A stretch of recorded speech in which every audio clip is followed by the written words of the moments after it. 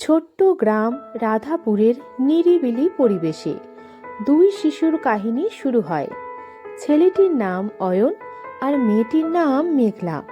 অয়ন গ্রামের শ্যামলা, লাজুক কিন্তু মন দিয়ে বাঁশি বাজানো ছেলে, আর মেঘলা হলো দুরন্ত প্রকৃতিপ্রেমী মেয়ে, যাকে পাখিদের গান আর ফুলের গন্ধ পাগল করে দেয়। অয়ন আর মেঘলার জন্মদিন ছিল একই দিনে।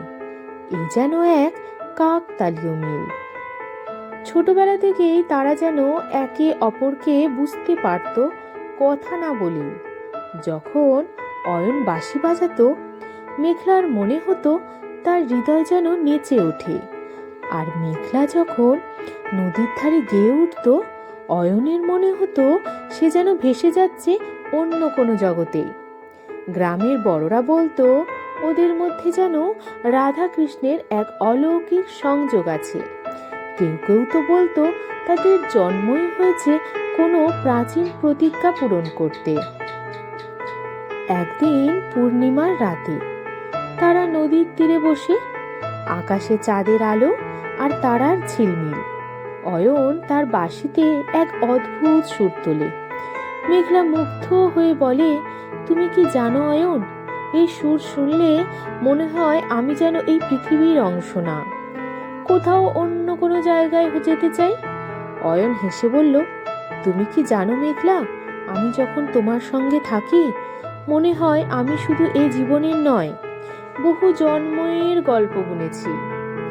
তারপর হঠাৎ তারা দুজনেই অনুভব করে যেন তাদের হৃদয়ে এক ধরনের প্রতিধ্বনি বাজছে।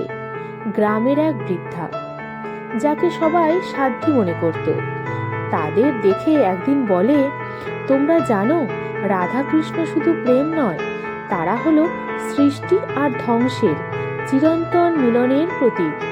তোমাদের এই বন্ধন সেই রকমই। বছর কেটে যায়, অয়ন আর মেঘলা বড় হয়, তবে তাদের সংযোগ কখনো হারিয়ে যায় না। তারা বুঝতে পারে তাদের ভালোবাসা কোনো সাধারণ ভালোবাসা নয়, এটা এমন এক সংযোগ যা তাদের আত্মাকে যুগ যুগ ধরে বেঁধে রেখেছে। শেষমেশ গ্রামের পুজোর দিন তারা একসঙ্গে বসে বাঁশি আর গান দিয়ে পুরো গ্রামকে মোহিত করে। সবাই বলে এটা শুধু সুর নয়, এ হলো রাধা কৃষ্ণের চিরন্তন লীলা। গ্রামের সাধু মহারাজ একদিন তাদের দেখে বলেন, এ দুজন সাধারণ কেউ নয়, এরা এক পবিত্র শক্তির অংশ, তবে সময় এলে তোমরা বুঝবে। একদিন পূর্ণিমার রাতে অয়ন আর মেঘলা নদীর ধারে বসে থাকে। হঠাৎ অয়নের বাঁশির সুরে পুরো এলাকা যেন মন্ত্রমুগ্ধ হয়ে যায়। মেঘলা তার গান শুরু করলে মনে হয় আকাশের তারা যেন নাচতে শুরু করেছে। আর তখনই এক অলৌকিক ঘটনা ঘটে। নদীর জল থেকে এক মৃদু আলো উঠতে শুরু করে, যা অয়ন আর মেঘলাকে ঘিরে ফেলে। আলো থেকে একটি কণ্ঠ শোনা যায়, তোমরা রাধা আর কৃষ্ণ, যুগে যুগে মানবতার মঙ্গলের জন্য পৃথিবীতে জন্ম নাও। তোমাদের প্রেম কোনো ব্যক্তিগত ভালোবাসা নয়, এটা সৃষ্টির ভারসাম্য বজায় রাখার প্রতীক। এই গ্রাম, এই প্রকৃতি এবং মানুষদের রক্ষা করার দায়িত্ব এখন তোমাদের। তাই শুনে প্রতিটা গ্রামবাসী অবাক হয়ে যায়। অয়ন ও মেঘলাও হতবাক হয়ে শোনে। তাদের চোখের সামনে ভেসে ওঠে রাধা কৃষ্ণের বিগত জীবনের স্মৃতি। তারা দেখতে পায় বৃন্দাবন, যমুনার ধারে তাদের লীলা আর সেই চিরন্তন প্রেম।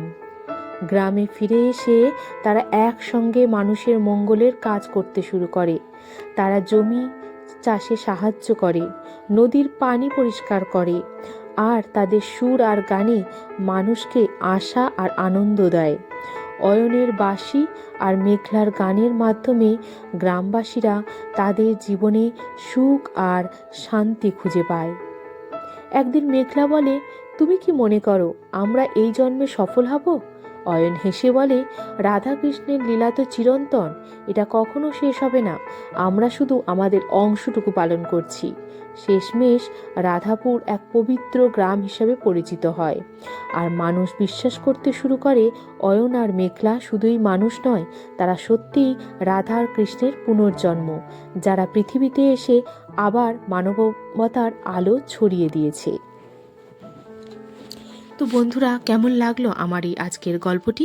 ভালো লাগলে অবশ্যই লাইক, কমেন্ট, সাবস্ক্রাইব করতে কিন্তু তোমরা ভুলো না। অবশ্যই শেয়ার করে দিও। আবারও আসবো অন্য কোনো নতুন ভিডিও নিয়ে।